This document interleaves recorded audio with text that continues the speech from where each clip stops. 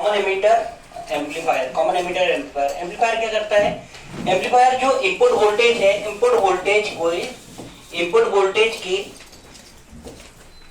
Amplitude को क्या करता है? एम्पलीफाई करता है। एम्पलीट्यूड को क्या करता है? एम्पलीफाई करता है। या ये जो एम्पलीट्यूड है, एम्पलीट्यूड को क्या करता है? कन्वर्ट करता है। एम्पलीट्यूड को क्या करता है? कन्वर्ट करता है। और आप देख रहे हैं दोनों डायग्राम पे, यहाँ पर जहां पर क्रेस्ट बने हैं वहां पर क्या बना है? ट्रफ बना है। और जहां ट्रफ बना है वहां क्या बना है? क्रेस्ट बना है। ये जो क्वेश्चन है हमारे पास, एक कॉमन एम्पलीफायर है, कॉमन एमिटर एम्पलीफायर है, जिसकी वोल्टता लाभ या फिर वोल्टेज गेन का वैल्यू कितना है? एबी का वैल्यू दिया है 150 वोल्ट, 150 वोल्ट दिया है।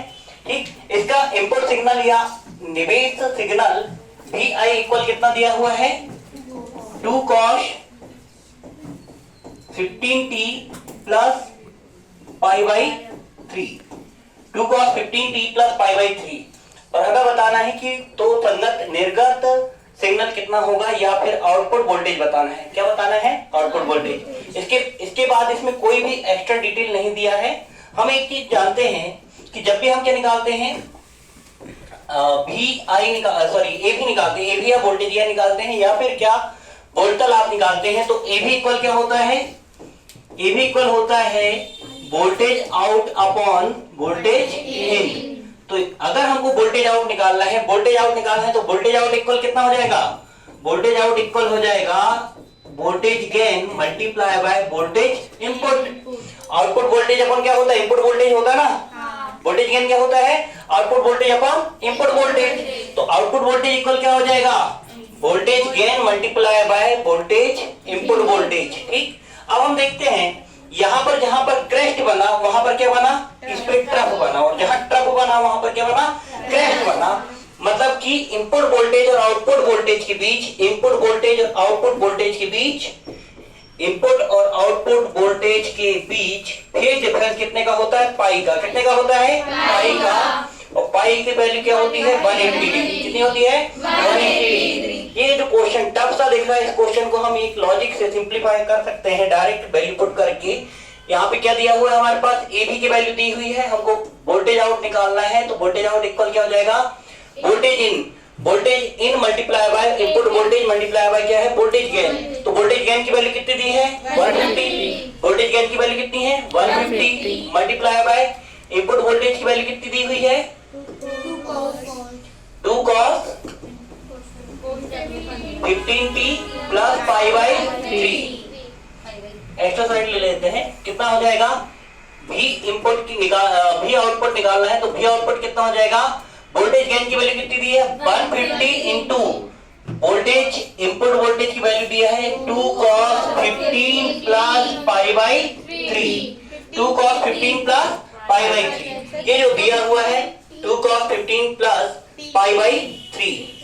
ठीक, 15t प्लस π/3। ठीक, तो हम जानते हैं कि जब भी हम वेव सॉल्व करते हैं तो वेव के लिए जो इक्वेशन होती है क्या होती है? ओमेगा टी प्लस पाई होती है। क्या होती है? Omega T plus pi. तो पाई क्या रिप्रेजेंट करता है वहां पर? पाई रिप्रेजेंट करता है फेज डिफरेंस को। यहाँ पर पाई की जो वैल्यू है 15t प्लस π/3 है। हम क्या निकालने के लिए बैठे यहाँ पे? Output voltage. यहाँ पे कौन सा वोल्टेज दिया है? इनपुट वोल्टेज दिया। कौन सा वोल्टेज दिया है? Input voltage. तो ये इनपुट वोल्टेज दिया है, कोई दिक्कत नहीं है, बट फेज डिफरेंस कितना है? फेज डिफरेंस कितने का है? पाई का। कितने का है? पाई का। तो प्लस क्या हो जाएगा उधर पे? पाई। ठीक, 150 का डबल करेंगे कितना हो जाएगा?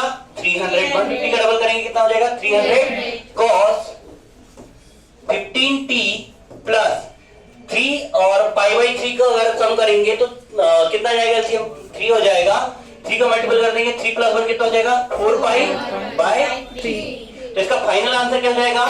आउटपुट वोल्टेज इक्वल क्या हो जाएगा? 300 cos 15t प्लस 4π/3। क्लियर हुआ? क्वेश्चन समझ में आया? अगर नेक्स्ट क्वेश्चन हमको दिया है, वोल्टेज गेन की वैल्यू दी है 100 वोल्ट। वोल्टेज गेन की वैल्यू कितनी दी है? 100 वोल्ट। और हमसे पूछा है वोल्टेज इन की वैल्यू पूछा। किसकी वैल्यू पूछा है? वोल्टेज इन की वैल्यू पूछा। और किसकी वैल्यू दिया है हमको? वोल्टेज आउट की वैल्यू दिया है, आउटपुट वोल्टेज की वैल्यू दिया है। आउटपुट वोल्टेज की वैल्यू दिया है। आउटपुट वोल्टेज की वैल्यू है कितनी? cos 10t plus 4 pi upon 3। कितना दिया है? 4 पाई अपॉन 3। और किसकी वैल्यू पूछा है? इनपुट वोल्टेज की वैल्यू पूछा है। किसकी वैल्यू पूछा है? इनपुट वोल्टेज की वैल्यू पूछा है। तो हम कैसे सॉल्व कर लेंगे? इनपुट वोल्टेज की वैल्यू पूछा है तो कैसे सॉल्व कर लेंगे? सिंपल सा फॉर्मूला लगाएंगे। वोल्टेज, इनपुट वोल्टेज या आउटपुट वोल्टेज इक्वल क्या होता है? Input voltage multiply by voltage gain. Input voltage multiply by voltage gain. अब हम देखते हैं वोल्टेज इन की वैल्यू निकालना है। किसकी वैल्यू निकालना है? वोल्टेज इन की। तो वोल्टेज इन इक्वल क्या हो जाएगा? वोल्टेज इन इक्वल हो जाएगा output voltage upon voltage gain. Output voltage upon voltage gain. ठीक, तो आउटपुट वोल्टेज की वैल्यू कितनी दी हुआ है? cos 10t plus 4 pi cos 10t plus 4 pi by 3। Clear हुआ? यहां तक सही है? ठीक। अपॉन में क्या जाएगा? 100। बट एक छोटी सी मिस्टेक करके बैठ गए इसमें। क्या थी छोटी सी मिस्टेक? हमारे नहीं, प्लस नहीं आएगा। क्यों नहीं आएगा? हमारे पास इनपुट क्या है? इनपुट में जहां पर क्रेस्ट बन रहे थे वहां आउटपुट में क्या हो रहा है? ट्रफ। वहां पर क्या बन रहे हैं? ट्रफ बन रहे हैं। तो यहाँ पर दोनों के बीच में कितने का डिफरेंस आ रहा है? 180 डिग्री का। कितने का डिफरेंस हो रहा है? 180 डिग्री का। मतलब इनपुट में कितना ऐड हो रहा है? पाई ऐड हो रहा है। इनपुट में कितना ऐड हो रहा है? पाई। जब हम इनपुट निकालेंगे आउटपुट में से जो पाई ऐड हुआ है उसको क्या कर लेंगे? माइनस। अगर वो ट्रफ में है तो 180 घटा देंगे, काय में आएगा? क्रेस्ट में। तो यहाँ पर क्या करना पड़ेगा? माइनस। क्लियर हुआ? अगर आप इनपुट आउटपुट निकालोगे क्या करना पड़ेगा? प्लस। और इनपुट निकालोगे क्या करना पड़ेगा? माइनस। इनपुट निकालोगे क्या करना पड़ेगा? माइनस। ठीक, 3 का मल्टीपल कर देंगे, कितना हो जाएगा? 4 पाई माइनस 3 पाई कितना हो जाएगा? पाई।